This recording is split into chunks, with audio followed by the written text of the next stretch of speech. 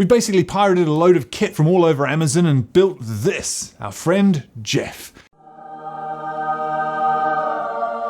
To be the sort of low-key, all-in-one studio Frankenstein with a heart. You've got a pro ring light to make you instantly younger, pro sound straight to your smartphone or tablet through this NTG shotgun mic and iRig preamp, and a fully height-adjustable mobile bass. The first thing you want to do is set up your dolly and tripod.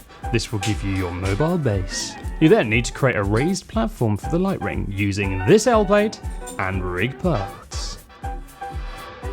Add the tripod plate to the bottom of the L plate, making sure you leave plenty of space for when you attach the ring light. Now, attach your ring light. Add the mic arm, handle, and the device cradle. When attaching the arm, tighten up the elbow first. This will then allow you to use it as an arm to tighten the rest of it, like so. Attach the mic. Now add the device cradle to the rig. Take Jeff's head and attach it to the body. Tighten them knobs. Then take your batteries and just pop them right on in. This will power the ring light. And finally, attach the iRig to the microphone, like so.